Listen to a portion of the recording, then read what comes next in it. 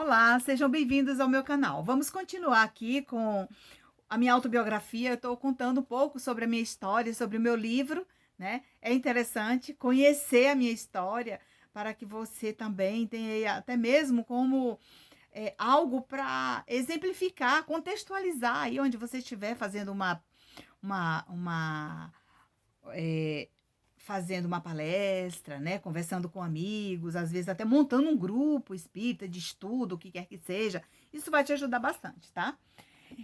Isso também aconteceu quando eu me tornei espírita, que eu comecei a minha formação.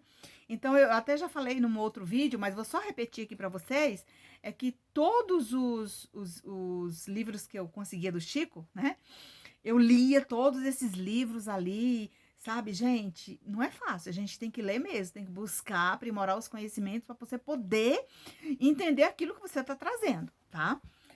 E aqui no capítulo 9, no meu casamento, eu digo, começo o seguinte.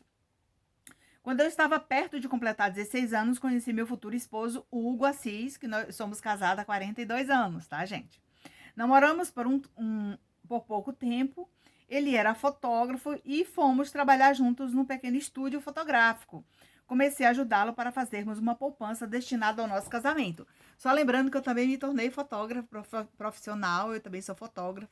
Fiz muitas prévias de casamento, batizado, nascimento de criança, né? Tudo isso eu entendo um pouco, tá, gente? Eu também trabalhei bastante. Meu esposo era fotógrafo profissional, né? E aí, no decorrer do tempo, a gente foi mudando, né, as nossas profissões. Eu me tornei corretora de imóveis, hoje eu sou pedagoga, sou criadora de conteúdo aqui na internet, né? Sou palestrante, sou escritora. Então, a gente vai mudando as profissões de acordo com os nossos talentos, né? Então, isso não é nada fácil.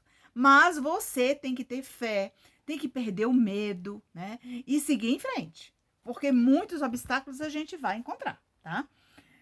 Preparamos-nos e batalhamos para que no dia marcado pudesse proporcionar aos parentes e amigos uma cerimônia simples.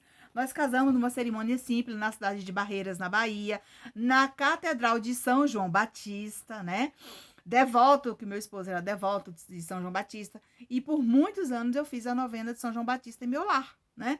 Então, que acontece nesse momento? Eu tinha a tradição de preparar o presépio, tinha a tradição de fazer as novenas de Natal em casa, as novenas Dia das Mães, Dia dos Pais, tudo aquilo da Igreja Católica, eu passei por essa experiência. Então, essa bagagem que você vai trazendo, que você vai transmitindo para as pessoas, ela não aconteceu da noite para o dia, tá?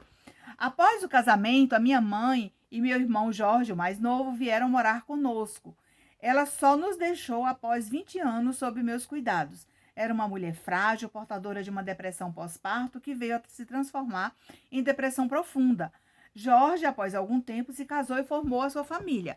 Então, a minha mãe, gente, era mãe de 7 filhos, né? 4 mulheres e 3 homens. E eu cuidei da minha mãe, assim que eu me casei, eu fui a caçula das filhas, né? E assim que eu me casei, eu levei minha mãe para morar comigo. Quando eu casei com meu esposo, eu falei para ele: olha, você não vai casar somente comigo, você vai casar com 3 pessoas. Eu, minha mãe e meu irmão mais novo. E assim fez, né? E assim aconteceu, deu tudo certo. Meu irmão se casou, formou a família dele. Depois a minha mãe desencarnou. Depois o meu pai também desencarnou, né? E eu tô aqui trabalhando, né? Tô aqui hoje falando com vocês, falando sobre a minha autobiografia, sobre o meu trabalho, né? Então, nesse momento, pessoal, é algo, quando eu digo o seguinte, aqui bem no finalzinho do parágrafo, eu vou falar para vocês que a doutrina espírita era para mim um lenitivo, sentia que aos poucos ia suprindo minhas necessidades, parecia uma preparação dos benfeitores sem que eu solicitasse. E aqui, nos primeiros sintomas do chamamento, veja bem, pessoal, é muito gratificante isso quando a gente conta essas histórias. Por quê? Porque quando eu comecei a perceber os talentos mediúnicos, tá? Eu não sabia que os talentos mediúnicos, eles faziam parte dos meus talentos ali aqueles talentos que surgiam como bordar, pintar, costurar, talentos para o trabalho, e que também era. Mas os meus talentos mediúnicos começou de uma certa maneira, bem interessante, quando eu começava a ficar um pouco mais impaciente. Minha cabeça começava a coçar, parecia que tinha piolho, tá, gente? Nossa, mas doía tanto, eu coçava, coçava, coçava. Ai, meu Deus. E ali era um conteúdo enorme que chegava na minha mente e eu ficava desesperada. E eu perguntava para um, perguntava para outro, perguntava para um, como proceder. Não, não, isso daí é besteira, não tem nada a ver.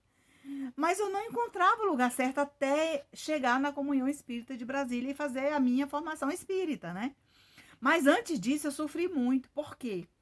Veja bem, às vezes você encontra pessoas que com mais, digamos assim, uma certa maturidade, né? Que já conhece. E em frente à minha casa, né? O meu casarão lá na Bahia, tinha uma senhora que ela trabalhava o espiritismo. Ela era espírita. Só que ela não falava para ninguém.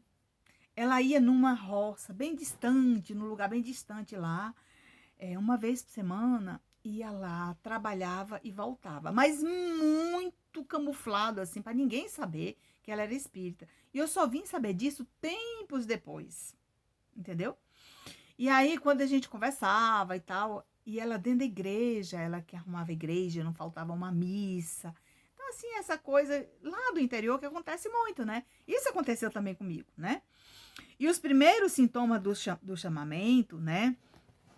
Sinalizavam, não tinha conhecimento suficiente para distinguir qualquer manifestação. Não tinha.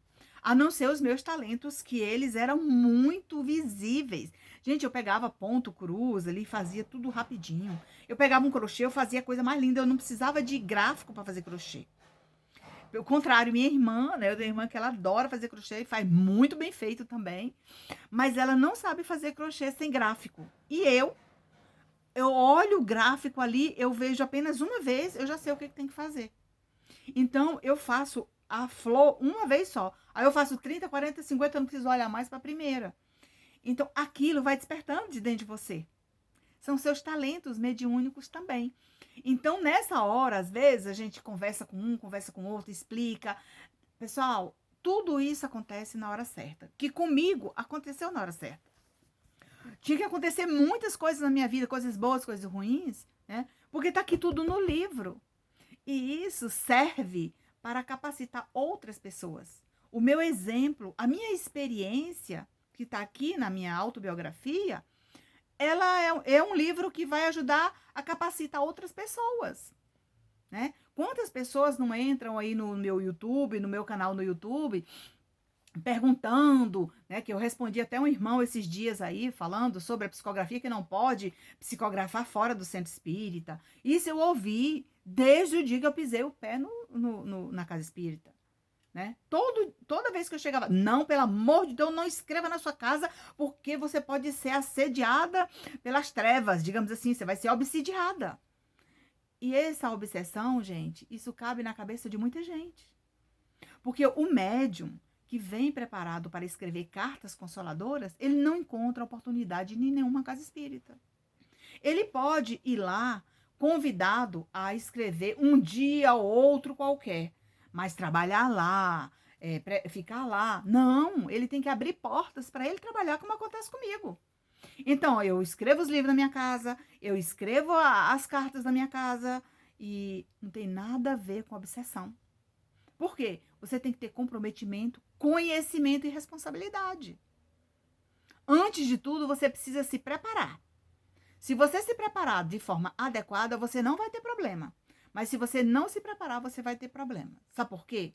Porque você começa a receber presentinho das pessoas, né? Isso é perigoso. Então, tem que ter muito cuidado com isso. Porque, no meu caso, eu abri portas aqui nas redes sociais. E no momento que você posta uma solicitação lá no Telegram, você não está encomendando nenhuma carta. Às vezes você chegou até a minha sintonia, até o meu trabalho, aqui, mediúnico, digamos assim, na internet, é o seu próprio familiar, é o espírito amigo guiando você, às vezes para aprendizado, em busca de uma carta do mentor, em busca de um recado de um familiar, em busca de aprendizado. Por quê? Porque todos os meus vídeos, Eles servem de aprendizado para qualquer médium, qualquer pessoa, entendeu? Então, nesse momento, os primeiros sintomas do meu chamamento, né, da Nancy, isso aconteceu ainda muito distante de pessoas que poderiam me ajudar. A própria espiritualidade foi guiando as pessoas para que eu fosse amparada a não desistir dessa tarefa que eu trouxe comigo, porque eu não sabia. E eu digo aqui com todas as letras para você, se eu soubesse que eu ia escrever carta, que eu ia escrever essa quantidade de coisa, talvez eu não estaria aqui hoje fazendo isso. Mas a espiritualidade não permitiu que eu soubesse disso antes. Tá? A minha capacitação, meu treino era com mensagens edificantes, era com histórias de espírito, com narrativas de espíritos, que eu escrevia bastante. Eu não escrevia cartas. Eu vim escrever carta quando eu já estava, digamos assim, no ponto, né? Eu já tinha conhecimento de cartas consoladoras, porque eles pediram para que eu lesse livros que falassem sobre cartas, assistisse os filmes do Chico, lesse os livros do Chico, as biografias, tudo. Eu tenho todas as biografias dele, eu estudei todas. Estudei toda a revista espírita para entender todo esse processo. Então, o meu livro, Autobiografia, que eu tive a oportunidade, permitido pelos espíritos amigos, esse daqui, tá, gente? É uma capacitação para qualquer médium que esteja começando hoje. Se você gostou desse vídeo, curte, comente, compartilhe. Obrigada por nos seguir, nos assistir e nos encontrar. E até o nosso próximo encontro.